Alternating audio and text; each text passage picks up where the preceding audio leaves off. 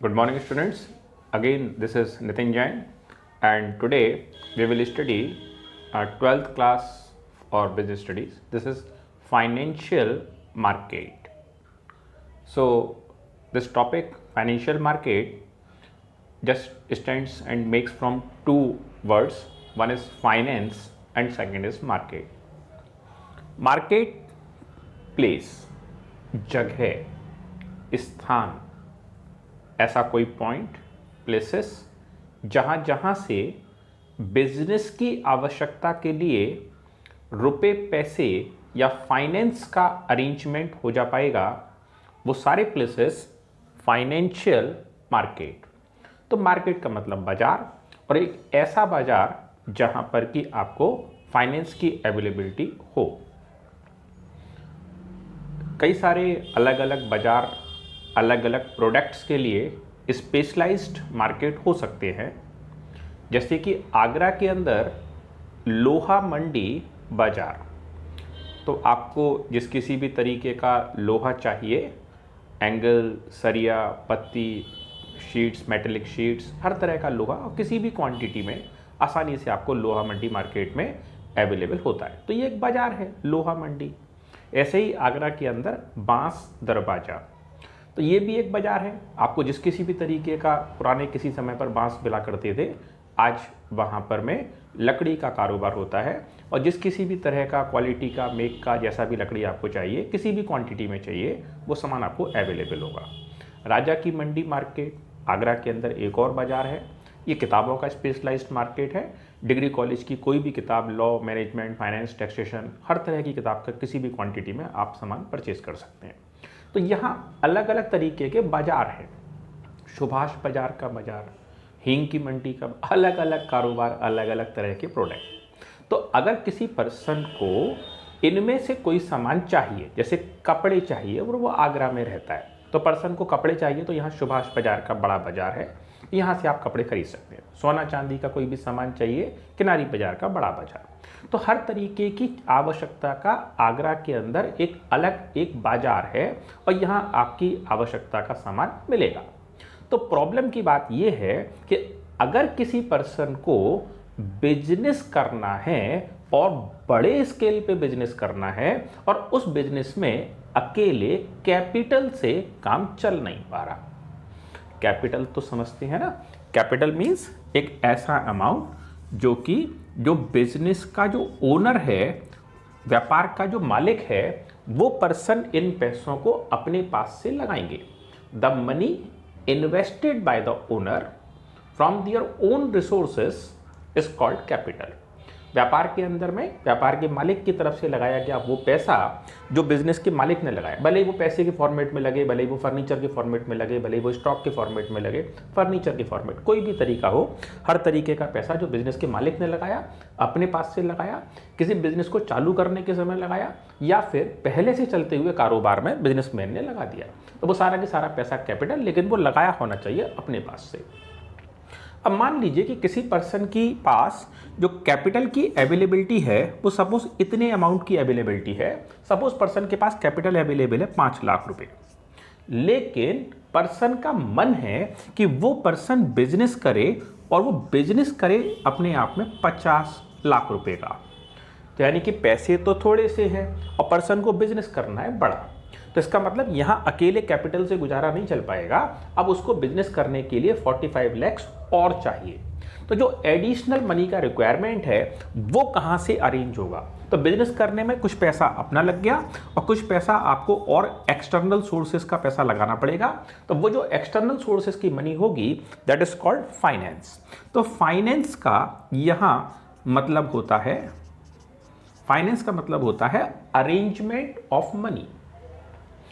Capital का मतलब होता है बिजनेस के मालिक की तरफ से बिजनेस के अंदर लगाए जाने वाले उसके अपने खुद के पैसे, तो कैपिटल हो गया।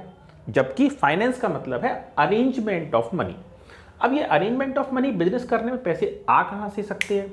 तो नंबर एक जो सबसे अटमोस्ट रिलायबल सोर्स है उसमें अपना खुद का पैसा यानी कैपिटल तो लगेगा ही लगेगा, प्लस इसके साथ साथ आपके पास और बहुत सारे तरीके हो सकते हैं। जैसे आप अपने अंकल आंटी से पैसा ले सकते हैं, आप अपने नेबर से ले सकते हैं, आपके फ्रेंड सर्कल्स हो सकते हैं, फ्रेंड्स के मेंबर हो सकते हैं, फ्रेंड्स हो सकते हैं, आपके रिलेटिव्स हो सकते हैं, आपके फादर मदर हो सकते हैं, आपके भाई बहन भी हो सकते हैं।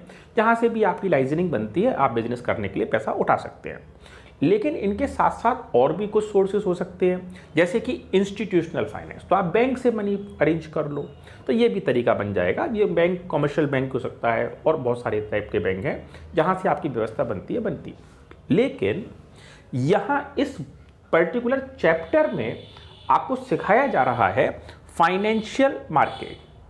इससे पहले की एक वीडियो में हम लोग पहले से ही पढ़ चुके हैं सोर्सेस ऑफ फाइनेंस, यानी बिजनेस करने के लिए पैसे कहाँ से आएंगे। इसी तरीके का एक्सटेंडेड व्यू अब यहाँ पर आगे डिटेल आ जाएगा। This is chapter number 10 from business studies book.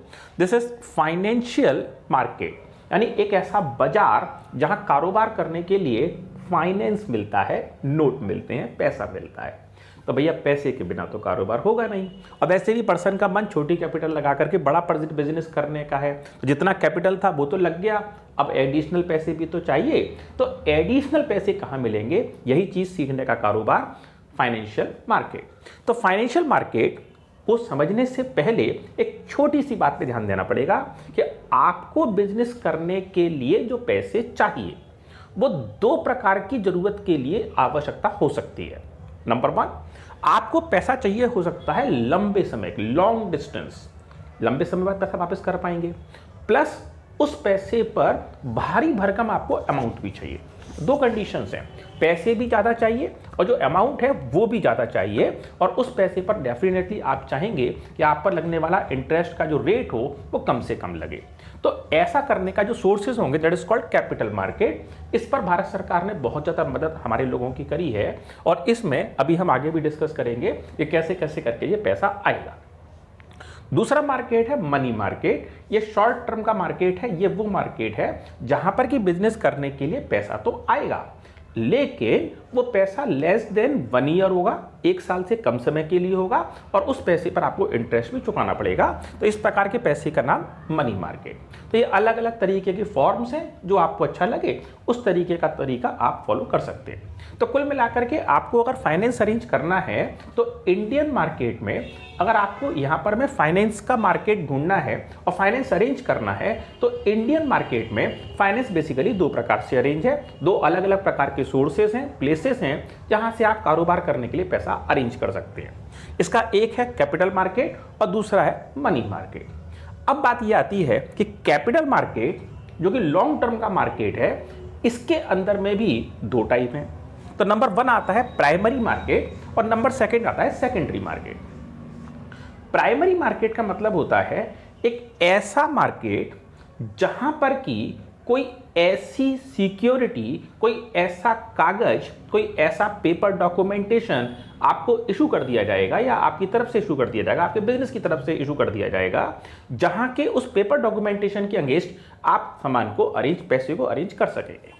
लेकिन यह मार्केट फर्स्ट हैंड मार्केट होगा। इस प्रकार की सिक्योरिटीज, इस प्रकार के कागज बिल्कुल फ्रेश, पहली बार के कागज हैं। अब से पहले इन कागजों को यूज किसी भी दूसरे पर्सन ने नहीं किया है, और ये कागज अब से पहले कभी किसी दूसरे पर्सन ने यूज नहीं किए। फर्स्ट हैंड मार्केट, इसलिए इसका नाम प्राइमरी मार्केट। और ध्यान रखिएगा, क्योंकि ये कैपिटल मार्केट का पार्ट है, इसलिए ये लॉन्ग टर्म का मार्केट है।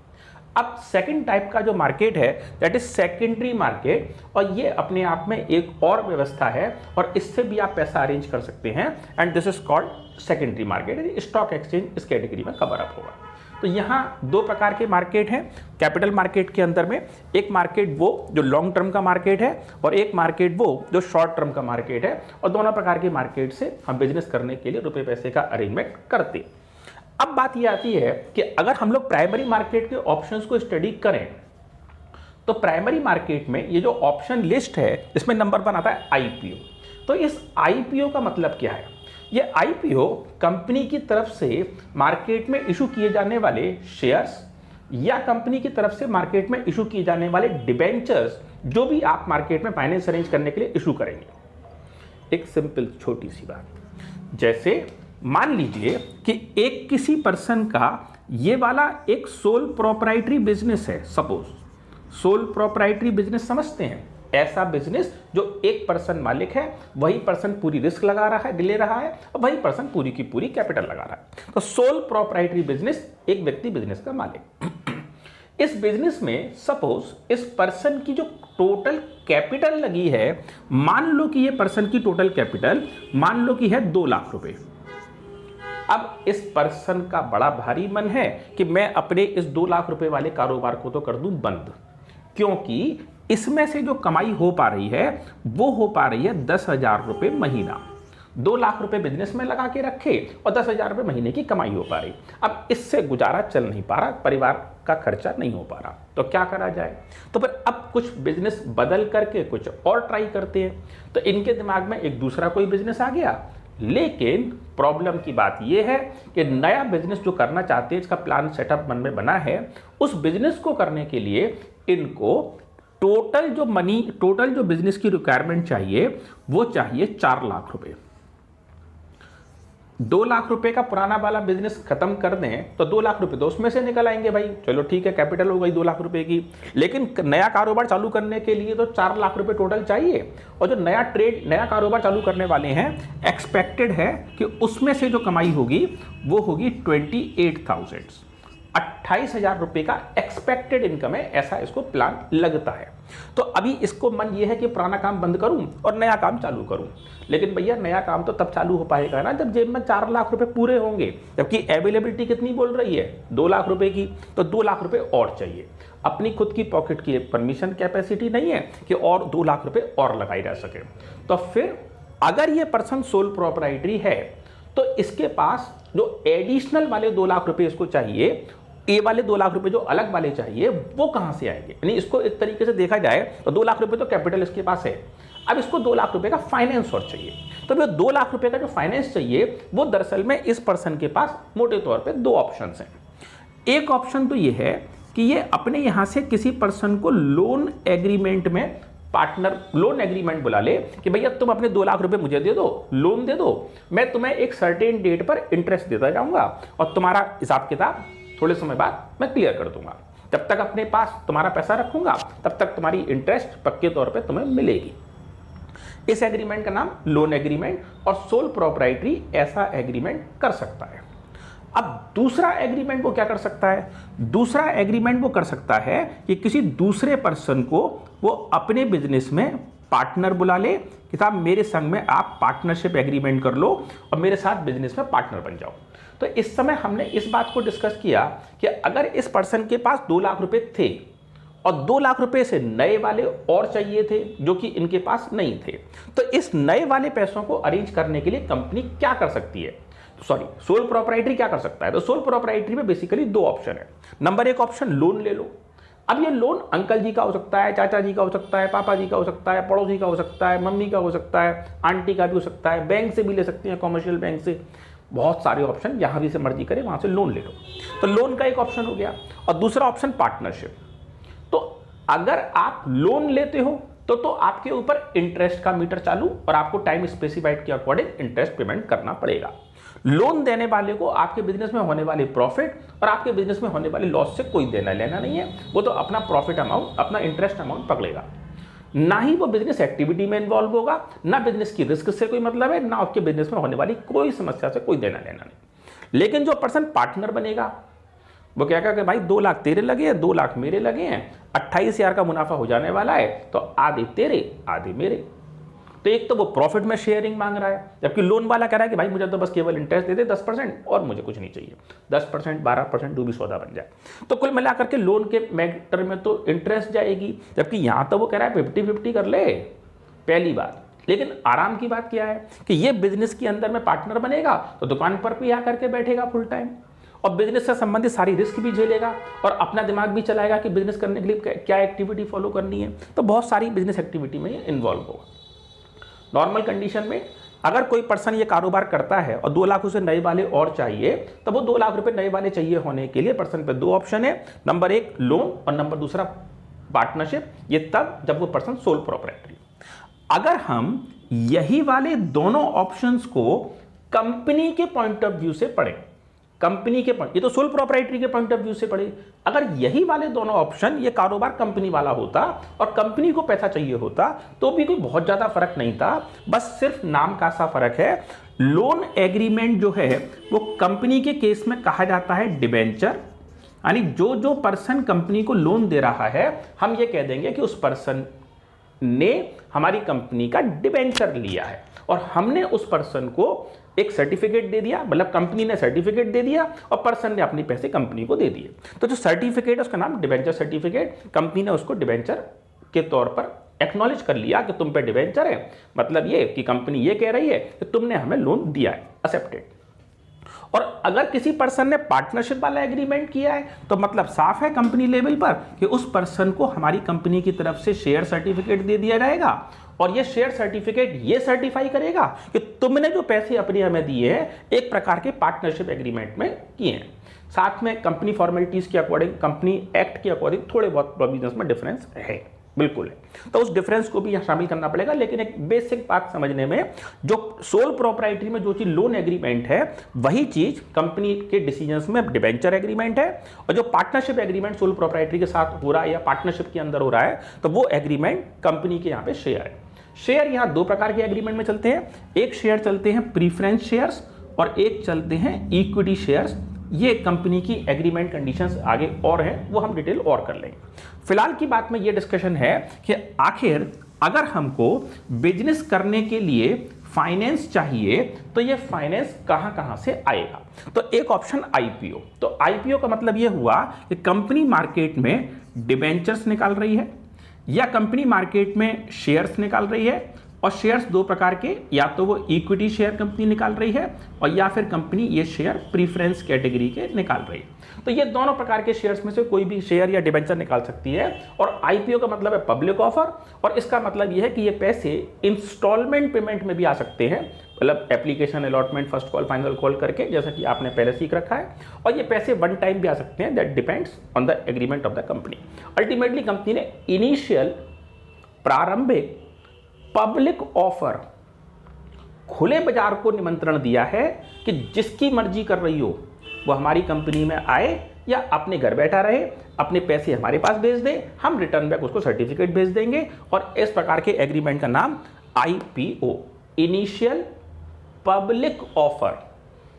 पब्लिक ऑफर, खुला निमंत्रण पूरे हिंदुस्तान की पब्लिक को कि जिसकी मर्जी करे वो आए और हमारी कंपनी में अपना पैसा इन्वेस्ट करे। और एग्रीमेंट जो कंपनी ऑफर कर रही है, डिबेंचर का एग्रीमेंट या शेयर का एग्रीमेंट, उस एग्रीमेंट में इनका काम चल जाएगा। अब स्टूडेंट्स यहां पर एक बात, छोटी सी बात और है, अक्सर स्टूडेंट डिस्कस करते हैं आखिर ये क्या है पब्लिक ऑफर।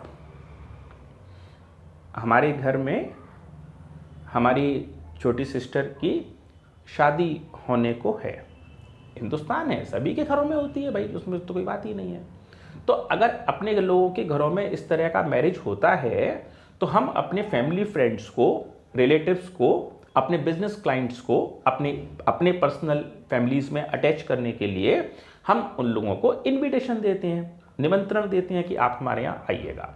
तो नॉर्मली हमारे यहाँ इस तरह का सिस्टम, इस तरह का कल्चर है कि हमारे लोग मैरिज कार्ड प्रिंट करवा लेते हैं और जिन जिन लोगों को हमें अपने यहाँ इनवाइट करना होता है, निमंत्रण देना होता है, बुलावा देना होता है, उन लोगों के पास में वो मैरिज कार्ड हम उनको हैंड ओवर करते हैं कि भाई आप हमारे यहाँ आइएगा। तो देखा जाए तो ये एक पर्सनल इनविटेशन है, ये एक पर्सनल निमंत्रण है कि आप आइएगा, आपकी फैमिली के साथ आइएगा तो विद फैमिली भी लिख देंगे, और आपको बुलाना है तो आपका नाम लिख देंगे। लेकिन ऐसा तो नहीं करते कि हम उसको न्यूज़पेपर में छपवा दें कि हमारे घर में हमारी भाई या बहन की शादी है, पूरा आगरा आ जाना। तो हमने कोई पब्लिक ऑफर, अगर हमने आगरा के न्यूज़पेपर में छाप दिया होता और पूरे लोगों को न्यूज़पेपर में प्रिंट कर देते कि हमारे घर में मैरिज है, इस दिन शादी, इस दिन लगन, इस दिन सगाई, इस दिन विदा, इस दिन खाना पीना, तो जिसकी मर्जी करे सब आ जाओ। तो अब अगर हमने इस खबर को न्यूज़पेपर में छाप दिया या वेब पब्लिसिटी पे छाप दिया, इंटरनेट पर हमने ऑफर कर दिया, तब तो इसका मतलब हो गया पब्लिक ऑफर, हमने खुला निमंत्रण सबको दिया। जबकि अगर हमने मैरिज कार्ड बना करके, प्रिंट करवा करके अपने फ्रेंड्स को दिया है, अपने फैमिली रिलेटिव्स को दिया है, अपने जानने वालों को दिया है, तो इसका नाम ये पब्लिक ऑफर नहीं होकर पर्सनल ऑफर। तो अभी हम यहां बात कर रहे हैं आईपीओ, तो ये इनिशियल पब्लिक ऑफर है। खुला निमंत्रण है पूरे हिंदुस्तान के अंदर में कि जिसकी मर्जी करे वो हमारी कंपनी में अप्लाई कर दे। आपके पैसे कंपनी पर आ जाएंगे, कंपनी के अंदर ये पैसे एस्क्रो अकाउंट में पड़े रहेंगे। जैसे बैंक में saving account, current account, FD account, बहुत सारे अकाउंट होते हैं। तो जो पैसे आपके पास से आते हैं वो पैसे कंपनी के अंदर रखे जाते हैं, बैंक में रखे जाते हैं कंपनी के ब्याज पर, और बैंक में अकाउंट खुलना पड़ता है और इस अकाउंट का नाम है एस्क्रो अकाउंट। इस एस्क्रो अकाउंट के अंदर आप बैंक में ये पैसे अकाउंट कंपनी खुलवाएगी और इस अकाउंट के अंदर ये पैसे डिपॉजिट हो जाएंगे। अब मान लीजिए कंपनी ने आईपीओ निकाला 25,000 शेयर का, मार्केट से एप्लीकेशन आ गई 60,000 शेयर की, तो भैया जी तो बहुत ज़्यादा हो गई, अब सबको थोड़ी शेयर दे पाएंगे, और पैसा आ गया 60,000 लोगों का एस्क्रो अकाउंट में। तो कंपनी को एक इंफॉर्मेशन देनी पड़ेगी रजिस्ट्रार ऑफ द कंपनी के अंदर में कि हमारे पास 60,000 एप्लीकेशन आई, 5,000, 10,000, 20,000 जितना भी कंपनी ने उचित समझा उतनी एप्लीकेशंस कंपनी ने रिजेक्ट कर दी, उनका पैसा वापस कर दिया, और जो बची हुई एप्लीकेशंस थी वो प्रोरेटा बेसिस पर अलॉट कर दी। तो ये टोटली कंपनी का अपना खुद का डिसीजन है कि कंपनी इन डिबेंचर्स को या शेयर्स की एप्लीकेशंस में कौन से मेंबर को शेयर देगी और कौन से शेयर्स को नहीं देगी। हालांकि इसके अंदर कंपनी एक्ट 2013 के मुताबिक माइनॉरिटी इंटरेस्ट राइट्स को कंपनी को फेयर फॉलो करना पड़ेगा। तो फिलहाल अलॉटमेंट ऑफ द शेयर की एक कंडीशन हो जाएगी, पब्लिक ऑफर है, जिसकी मर्जी करे वो हमारे इन डॉक्यूमेंट्स को खरीद सकता है। आईपीओ अल्टीमेटली पैसे तो आ ही जाएंगे। तो ये कैपिटल मार्केट को अरेंज करने का एक तरीका आईपीओ प्राइमरी मार्केट। दूसरा जो मार्केट का तरीका बनता है इसका नाम है ऑफर फॉर सेल। अब ये ऑफर फॉर सेल क्या होता है?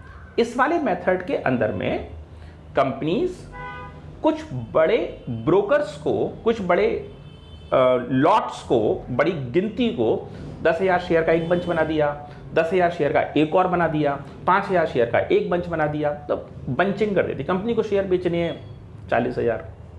कंपनी सोचा कौन आईपीओ के चक्कर में पड़ेगा और कौन इतने सारे फॉर्मेलिटीज़ को पूरी करेगा, कंपनी बहुत ज़्यादा प्रॉब्लम का टॉपिक।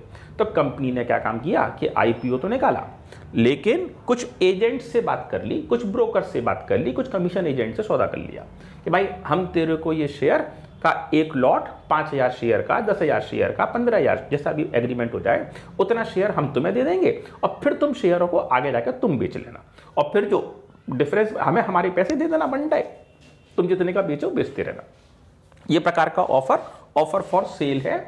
ध्यान रखिएगा, ऑफर फॉर सेल में जो शेयर या डिबेंचर डॉक्यूमेंट थे वो कंपनी के हैंड से ये गए हैं शेयर डॉक्यूमेंट्स एजेंट के पास या ब्रोकर्स के पास, एक ही बात है, और ब्रोकर के पास से या एजेंट के पास से ये पैसे गए हैं जो भी इनका शेयर होल्डर या फिर इनका डिबेंचर होल्डर बनेगा।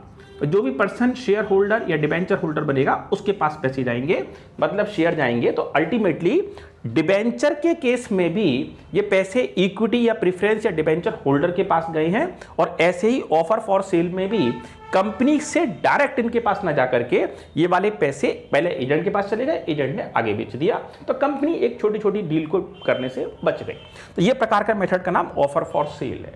इससे भी पैसे कंपनी के पास आ जाएंगे, लॉन्ग टर्म के पैसे आएंगे। नेक्स्ट है प्राइवेट प्लेसमेंट। अब प्राइवेट प्लेसमेंट क्या होता है? प्राइवेट प्लेसमेंट का मतलब ये है कि ये वाली एक कंपनी है जिसको कि वास्तव में फाइनेंस चाहिए, पैसा चाहिए। तो कंपनी इस फाइनेंस की जरूरत को पूरा करने के लिए कंपनी एक दूसरी स्ट्रेटेजी फॉलो कर रही है। ये कंपनी ने कुछ बड़े मार्केट प्लेयर्स को बात किया कि भाई ऐसा है कि हमारे पास में शेयर्स हैं और वो हमें मार्केट में बेचने, या डिबेंचर हैं तो वो मार्केट में इशू करने हैं, तो ये सारा की सारा बंच, सारा की सारा लॉट आप एक मेंबर खरीद लो, हम 2-2, 5-5 शेयर हम नहीं बेच रहे बाजार में। तो ऐसे कंडीशन में अगर हम चाहें तो ये वाले शेयर बात कर लें कि कौन खरीदने को राजी है। तो हमारे शेयर खरीदने के लिए इंटरेस्टेड हो सकता है LIC, मुथूट फाइनेंस, दक्षिणांचल विद्युत वितरण निगम, इस तरीके की बड़ी एजेंसीज होती हैं, ये लोग इस तरीके के शेयर्स को बल्क में परचेज कर लेते हैं और वन टाइम परचेज कर लेते हैं। एक तरीके से उनका इन्वेस्टमेंट होता है जो उनको उनकी लीगल फॉर्मेलिटीज के मुताबिक इन्वेस्ट करना होता है। तो ये अलग अलग जगह पर इन्वेस्ट न करके इकट्ठे एक शेयर बंच में एक साथ परचेज कर लेते हैं। तो अल्टीमेटली कंपनी के तो शेयर बिक गए और इनकी लीगल फॉर्मेलिटी भी पूरी हो गई, पैसा इनके पास, इनका पैसा इन्वेस्ट हो गया, इनका फाइनेंस का काम बन गया, दोनों के पर्पस एक दूसरे से पूरे हो गए। This is private placement. लेकिन जो आईपीओ है इसमें शेयर अल्टीमेटली या डिबेंचर होल्डर के पास जा रहा है।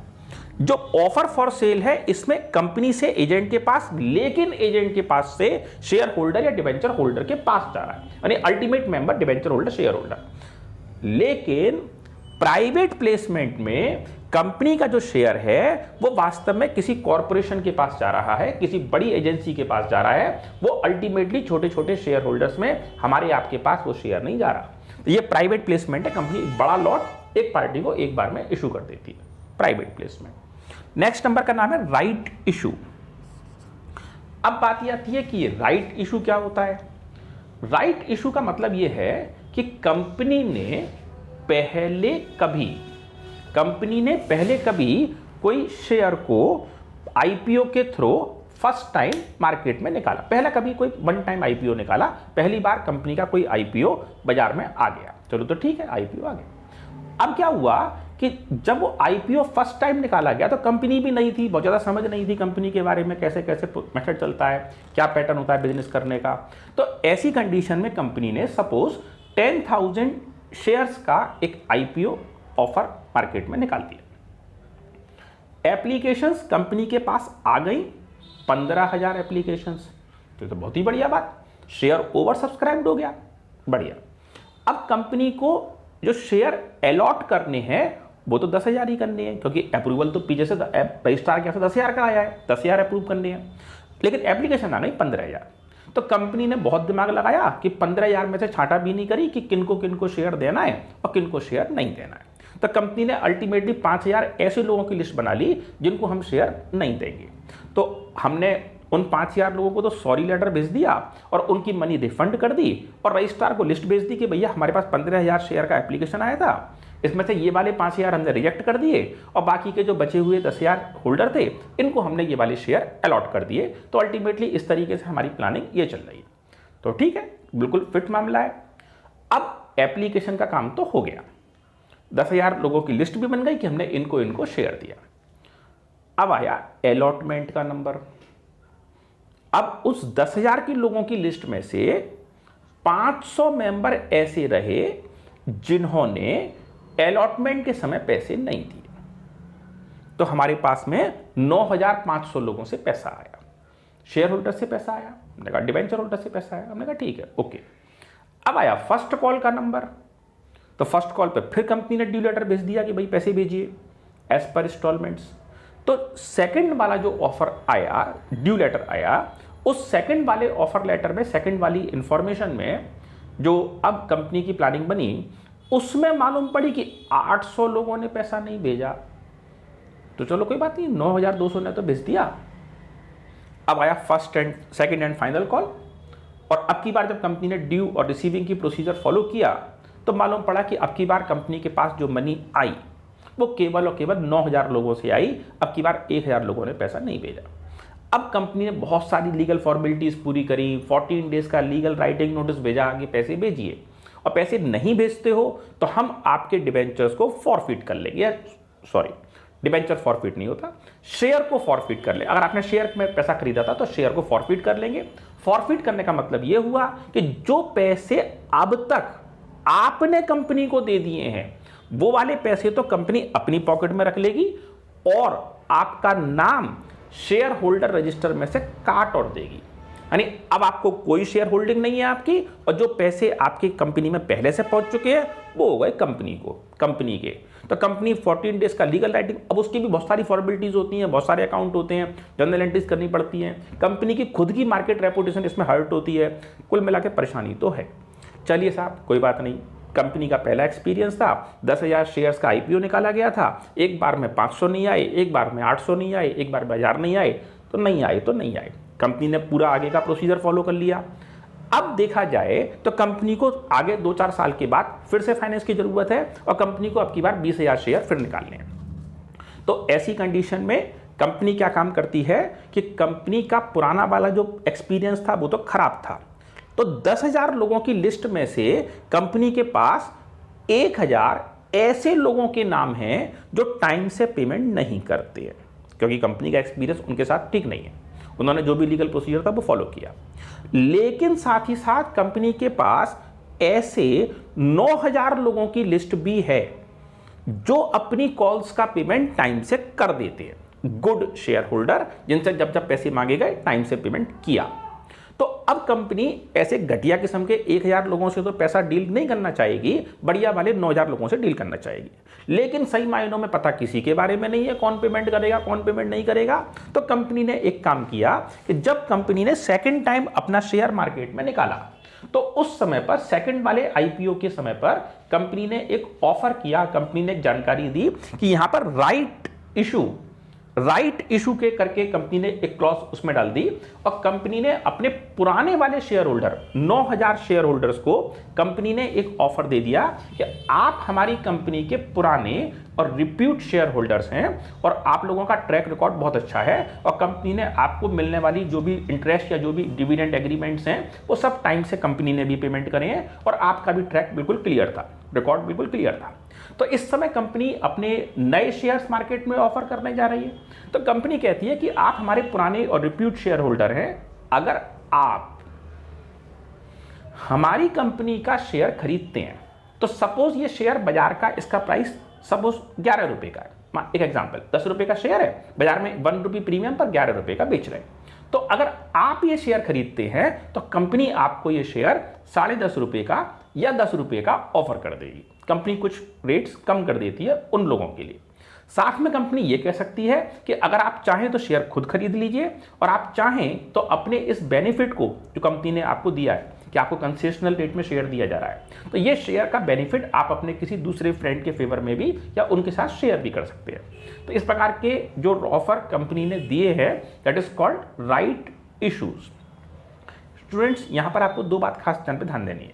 नंबर 1, राइट इशू में दरअसल में जो इन्वेस्टर है वो इन्वेस्टर कंपनी का नया इन्वेस्टर नहीं है, कंपनी का पुराना वाला इन्वेस्टर है या पुराने इन्वेस्टर के बिहाफ पर उसके नॉमिनेशन उसके एड्रेस के बिहाफ पर उसके आइडेंटिटी के बिहाफ पर किसी नए पर्सन को नॉमिनेट किया गया है कि इसको भी आप शेयर दे दीजिए। तो ये जान पहचान वाला बंदा हो गया। तो एक तो बात ये है कि इस वाले राइट इशू में एक तो पर्सन को ये शेयर कुछ नॉर्मल प्राइस से दूसरे लोगों के प्राइस के कंपैरिजन कुछ कंसेशन में मिल जाता है। तो पहला तो राइट शेयर का बेनिफिट ये हुआ कि ये शेयर रूटीन के मार्केट प्राइस से कम कीमत में मिलेगा, पहला बेनिफिट।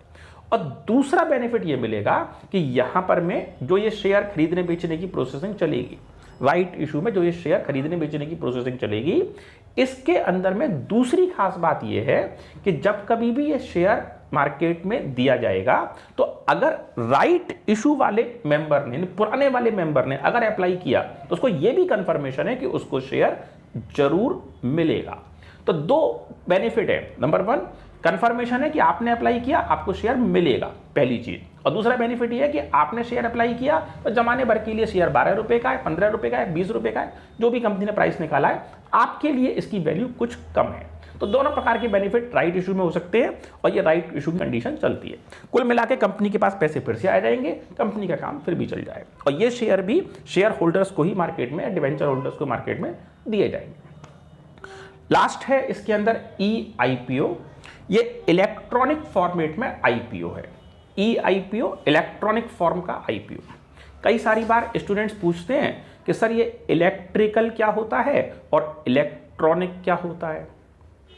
तो 2 चीजें कंफ्यूज करती है, इलेक्ट्रिकल और इलेक्ट्रॉनिकल।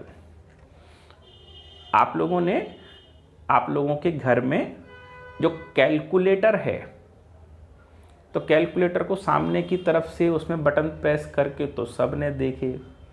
कभी आपने कैलकुलेटर को अंदर खोल करके देखा कि इसमें ऐसा कौन सा पर्सन बैठा है जो बहुत जल्दी जल्दी कैलकुलेशन करके इतनी जल्दी जल्दी पकड़ा देता है।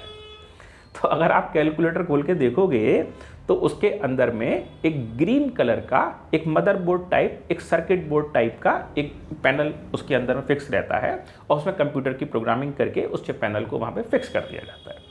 तो ये ग्रीन कलर का एक कार्ड, चिप कार्ड उसके अंदर इंसर्ट है। ऐसे ही एटीएम कार्ड है, उसके अंदर भी एक चिप फिक्स है। ऐसे ही ये जैसे एसी के रिमोट हैं, टेलीविजन्स के रिमोट हैं, तो इसके अंदर भी एक सेंसर फिक्स रहता है और इसमें भी ग्रीन या ऑरेंज कलर का एक चिप लगा रहता है। तो जो भी डिवाइसेस प्रोग्रामेबल हैं, जो भी डिवाइसेस के अंदर कंप्यूटर का चिप इंसर्ट है, जो डिवाइसेस कंप्यूटर प्रोग्रामिंग्स के थ्रू रन कर रही हैं, ये सारी डिवाइसेस इलेक्ट्रॉनिक डिवाइसेस हैं।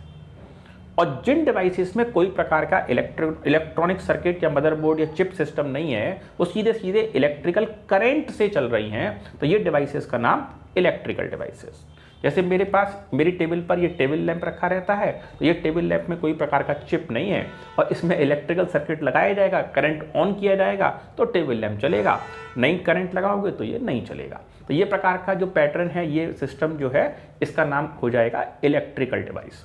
तो स्टूडेंट्स, ये डिपेंड करता है कि ये टर्म इलेक्ट्रिक है या इलेक्ट्रॉनिक। तो जिसमें कंप्यूटर प्रोग्रामिंग शिफ्ट है और प्रोग्रामिंग के थ्रू वो चीज़ एग्जीक्यूट कर रही, रन कर रही है, that is electric. Electronic device को भी इलेक्ट्रिकल करंट की ज़रूरत है। उसको इलेक्ट्रिकल करंट उसको बैटरी से मिले या उसको मेन पावर लाइन से मिले, जैसे भी मिले, लेकिन वो डिवाइस की कैपेसिटी पे डिपेंड करता है। तो जिसमें computer programming shift chip available है इलेक्ट्रॉनिक, जिसमें कंप्यूटर प्रोग्रामिंग नहीं है, सीधे सीधे इलेक्ट्रिकल करंट से चल रहा है या बैरिंग्स पर रोटेशन पुलिस पे चल रहा है, दैट इज कॉल्ड इलेक्ट्रिकल। अब यहां पर में आता है EIPO। तो IPO तो हम पहले ही पढ़ लिए थे, यहां पर है EIPO। इसका मतलब है इलेक्ट्रॉनिक फॉर्मेट में वेब पब्लिसिटी पर कंप्यूटर इंटरनेट्स के थ्रू आपकी कंपनी ने एडवर्टीज किया है और आपकी कंपनी कह रही है हमें कोई पेपर डॉक्यूमेंट नहीं चाहिए, आप केवल और केवल अपना बैंक अकाउंट IFSC नंबर हमारे पास डिटेल भेजिए, उससे आप मनी ट्रांसफर कर दीजिए और हम आपको ऑनलाइन आपके अकाउंट में शेयर ट्रांसफर कर देंगे या डिबेंचर सर्टिफिकेट ट्रांसफर कर देंगे। इस वाली व्यवस्था का नाम EIPO। अल्टीमेटली पैसे कंपनी के पास आ जाएंगे। Students, in this video today we learned financial market. अगर आपको कारोबार करना है तो सिर्फ कैपिटल से कारोबार आप कर रहे हैं और अपना बिजनेस चला रहे हैं, तो ये कोई अकलमंदी का कारोबार नहीं है और ये बिजनेस करने की बिल्कुल थर्ड क्लास प्रैक्टिस है। हमारा जो इंडियन टैक्सेशन सिस्टम है, ये भी बिजनेसमैन को इस बात के लिए सपोर्ट नहीं करता। जब आप इसमें ट्रेडिंग और इक्विटी के मेथड्स कैलकुलेट करेंगे और कैपिटल स्ट्रक्चर पढ़ेंगे, तो भी आपको ये बात मालूम पड़ जाएगी कि वहां पर वही बिजनेस सफल होगा जहां पर कि डिबेंचर यानी कि लोन फाइनेंसिंग, बोरोइंग का बिजनेस के अंदर में कॉन्ट्रीब्यूशन होगा। अगर आपने केवल और केवल कैपिटल लगा करके कारोबार किया तो इंडियन टैक्सेशन सिस्टम में आपको बहुत सारे अमाउंट का टैक्स देना पड़ जाएगा। तो it's not a very good planning. तो अल्टीमेटली बिजनेस केवल कैपिटल से करना तो अच्छी बात है नहीं, तो आपको दूसरे लोगों का बिजनेस का पैसा चाहिए। अब दूसरे लोगों का जो पैसा चाहिए, दैट इज कॉल्ड फाइनेंस, क्योंकि आपका अपना पैसा कैपिटल और मार्केट में लगा हुआ दूसरे तरफ से आया हुआ पैसा फाइनेंस। तो यहां है फाइनेंशियल मार्केट। इसका मतलब एक बाजार, वो प्लेसेस, वो पॉइंट जहां से आपको कारोबार करने के लिए पैसा मिलेगा। तो सबसे पहले तो ये तय करो कि पैसा आपको शॉर्ट टर्म का चाहिए या लॉन्ग टर्म का चाहिए, पैसा थोड़ा चाहिए या पैसा बहुत बड़ा चाहिए। तो अगर आपको बहुत बड़ा पैसा चाहिए, बड़ी क्वांटिटी, और साथ में बड़ा अमाउंट, बड़ा वॉल्यूम, और साथ में आपको लॉन्ग टर्म के लिए चाहिए, तब तो आप तलाशो कैपिटल मार्केट के प्लेसेस और इन वाले ऑप्शंस पे ध्यान दो। और अगर आपको पैसा चाहिए शॉर्ट टर्म का, एक साल से कम समय का, और थोड़े से पैसे चाहिए, तो फिर आप ट्राई करो मनी मार्केट। दोनों के प्लेसेस अलग है, दोनों की दुकानें अलग है, दोनों के प्लेसेस अलग है, दोनों के सोर्स अलग है। तो पहले तो तय कर लो कि तुम्हें कौन सा वाला चाहिए। अब उसके बाद ये देखो कि तुमको तुम्हारे कारोबार के लिए प्राइमरी मार्केट में जाना है या सेकेंडरी मार्केट में जाना है। प्राइमरी मार्केट के अंदर 5 ऑफर होते हैं। 5 ऑफर्स में आपकी कंपनी IPO ऑफर कर सकती है, शेयर डिबेंचर और शेयर के 2 टाइप, दोनों में से कोई भी मेथड फॉलो कर सकती है। अल्टीमेटली फाइनेंस आ जाएगा। तरीका number 2, offer for sale. Company ने अपने शेयर बेच दिए एजेंट को और एयर ने शेयर बेच दिया आगे वाले को। नंबर नेक्स्ट है प्राइवेट प्लेसमेंट। कंपनी ने शेयर बेच दिए किसी कॉर्पोरेशन को, किसी बड़े बिजनेस ग्रुप को, और उसने वो शेयर अपने पास रख लिए एज एन इन्वेस्टमेंट। अब यहां पर प्राइवेट प्लेसमेंट का कोई मतलब किसी होल्डर का कोई मतलब नहीं रहेगा, अब होल्डर कंपनी ही है। नेक्स्ट नंबर है इशू राइट इशूज मतलब ये कि कंपनी के जो पुराने और गुड और रिप्यूट शेयर होल्डर्स थे, कंपनी ने उन्हीं लोगों को ट्राई किया। नया कोई आ जाए तो ठीक है, बेच देंगे, पूरे पैसे ले लेंगे। तो पुराना वाला सोचा समझा जाना हुआ ग्राहक आ जाएगा, मेंबर आ जाएगा तो उसको कम रेट में दे देंगे और उससे भी हमारी काम चल जाएगा। इस प्रकार की व्यवस्था का नाम हुआ राइट इशूज। नेक्स्ट है हमारे पास EIPO, इलेक्ट्रॉनिक IPO। मतलब की बात साफ कि हमारी कंपनी इस समय पर कंप्यूटर गैजेट्स और इलेक्ट्रॉनिक सिस्टम डिवाइसेस का यूज करके, प्रोग्रामिंग्स का यूज करके कंपनी अपना मार्केट में ऑफर निकाले हुए। ये सारे के सारे ऑफर प्राइमरी मार्केट के ऑफर्स हैं। और जो दूसरे प्रकार का जो मार्केट है दैट इज सेकेंडरी मार्केट। दरअसल में इसके अंदर में काफी सारा वर्क आएगा और ये मार्केट हो जाएगा हमारे पास में स्टॉक एक्सचेंज। स्टॉक एक्सचेंज एक बाजार है जो कि secondary market, second hand market, ऐसी सिक्योरिटीज जो किसी और पर्सन ने पहले कभी खरीद रखी थी और अब वो पर्सन बेचने के लिए बाजार में आ गए हैं और कोई नया पर्सन सेकेंड हैंड सिक्योरिटीज को खरीद लेने के लिए तैयार। अगर एक रफ तौर पे बात करें तो आपने एक नई मोटरसाइकिल शोरूम से खरीदी तो अब से पहले तो किसी ने यूज नहीं करी, वो तो कंपनी ने बनाई, शोरूम पर कंपनी ने बिक्री के लिए रखी और दीपावली के मौसम पर आप जाके नई मोटरसाइकिल खरीद लाए। This is primary market. इसे प्राइमरी मोटरसाइकिल कह सकते हैं, नॉट मार्केट। तो ये प्राइमरी मोटरसाइकिल हो गई। और सेकेंडरी मोटरसाइकिल का मतलब हुआ कि पहले वो मोटरसाइकिल किसी ने चलाई हुई है और वो मोटरसाइकिल 1 साल, 2 साल, 6 महीना, 10 दिन, जैसा भी वो मोटरसाइकिल चल चुकी है और अब जो नया पर्सन है वो उस मोटरसाइकिल को पुराना वाला पर्सन बेच रहा है और नया वाला पर्सन खरीद रहा है। तो अब जो सेकंड ओनर बन गया उसके लिए तो सेकंड हैंड मार्केट हो गया ना, ये हो गया सेकेंडरी मार्केट। तो यहां पर secondary motorcycle, second hand market. तो यहां पर जो स्टॉक एक्सचेंज में, बाजार में, इस वाले बाजार में जो भी शेयर्स, जो भी शेयर्स, डिबेंचर, जो भी सिक्योरिटीज हैं जो खरीदे बेचे जाएंगे वो फर्स्ट हैंड नहीं होंगे, वो सेकंड हैंड होंगे। तो इसके लिए हमारे को आगे की कुछ टर्म्स पढ़नी पड़ेंगी, वो हम नेक्स्ट वीडियो में और उसको कवर करेंगे। तो अल्टीमेटली स्टूडेंट्स ये फाइनेंशियल मार्केट है। इन सब के अलावा स्टूडेंट्स आपको एक दो छोटी छोटी बातों पर और ध्यान देना है। आपको 100 रुपये, 50 रुपये, 200 रुपये का लोन चाहिए तो ये IPO, EIPO ये काम नहीं करेंगे क्योंकि ये तो कैपिटल मार्केट की सिक्योरिटीज़ हैं, बहुत बड़े वॉल्यूम में पैसा उठाती हैं। अगर आपको मनी मार्केट की टर्म्स की बात की जाएगी तो 100, 200, 500 रुपये की हेल्प ये भी नहीं कर पाएंगे। यहाँ तो आपको पर्सनल कॉन्टैक्ट्स यूज़ करने पड़ेंगे। यहाँ पर ये सिक्योरिटीज़ आपके काम का सौदा नहीं है क्योंकि 100, 200, 500 रुपये से बिजनेस में क्या बनेगा, क्या बिगड़ेगा। यहाँ तो हम बिजनेस के पॉइंट ऑफ व्यू से और लार्ज स्केल बिजनेस के पॉइंट ऑफ व्यू से बात कर रहे हैं। इन मेथड्स को हम फॉलो करते हैं और इससे बिजनेस करने के लिए, बड़े बिजनेस करने के लिए बड़े अमाउंट के लोन अरेंज कर लेते हैं। लेकिन अगर हम थोड़ा सा और डिटेल में स्टडी करें तो इन वाले सोर्सेस के अलावा भी भारत सरकार की तरफ से और कई सारे सपोर्ट हमारे पास अवेलेबल हैं, जिसमें IDBI ये एक डिपार्टमेंट है, एक गवर्नमेंट का एक सिस्टम है, industrial development bank of India. आपको इंडस्ट्रीज के डेवलपमेंट के लिए रुपए पैसों की जरूरत है। This bank will only grant for industrial development. If you want to do business for agriculture, that they will not support. If you wants to uplift the rural conditions, they will not support. They are specially designed for the development of the industries. So they will provide you the loan for long term and exceptionally low rate of interest they will apply. बहुत ही कम, बहुत ज्यादा कम, और आपके business के लिए हर समय support में तैयार और आपके बिजनेस के लिए हर एक पॉसिबल मदद के लिए तैयार। और इवन अगर इस तरीके की कंडीशंस आती हैं और इस IDBI वाले पर्सन, लोन प्रोवाइडर ने देखा कि आप एक बड़ा सेटअप शेड्यूल कर रहे हैं, आप वॉर हेड शिप बना रहे हैं, आप मिसाइल्स बना रहे हैं, देश के डेवलपमेंट की काम कर रहे हैं, आप जो है ट्रेन और मेट्रो ट्रेन्स के लिए कुछ वर्किंग कर रहे हैं, बहुत टेक्निकल जॉब कर रहे हैं और बहुत बड़े वॉल्यूम में कर रहे हैं, तो ये लोग आपको तुरंत, आप शिप बना रहे हैं, तो ये लोग एक बड़े सिस्टम को ध्यान में रखते हुए बहुत बड़े अमाउंट का लोन देने के लिए तैयार है, टेक्निकल सपोर्ट देने के लिए तैयार है। और इवन अगर इन्होंने महसूस किया कि लोन तो दिया था 20 साल का, लेकिन बीच में 1 साल कोरोना का भी खराब हो गया, तो इस कंडीशन में ये आपके बिजनेस को सपोर्ट करने के लिए और इवन नेशनल ग्रोथ को, जीडीपी को सपोर्ट करने के लिए ये आपके ऊपर लगने वाली इंटरेस्ट रेट को रिड्यूस भी कर सकते हैं और इंटरेस्ट रेट को फ्री भी कर सकते हैं। इवन कुछ केसेस में ये इलेक्ट्रिकल बिल्स फर्स्ट 5 ईयर्स में, आपका वाटर बिल्स, ये भी आपको रिड्यूस कर देते हैं कि ठीक है ये आपको नहीं पेमेंट करने हैं या रिड्यूस अमाउंट से पेमेंट करने हैं। तो ये सब तो सोर्स ऑफ फाइनेंस है ही हैं, इनके अलावा भी बहुत हैं। ICICI, तो ICICI एक इंटरनेशनल क्रेडिट की एक व्यवस्था है और आपको फॉरेन मार्केट में से सपोज आपका एक कंपनी है, अब ये कंपनी आगरा में है और ये शू बनाने का काम करती है। आगरा की इस कंपनी के पास में फ्रांस से एक ऑर्डर आ गया और फ्रांस वाला कह रहा है कि हमारे लिए 5000 पेयर शू बना करके दे दो, 5000 पेयर। हमने कहा बना देंगे।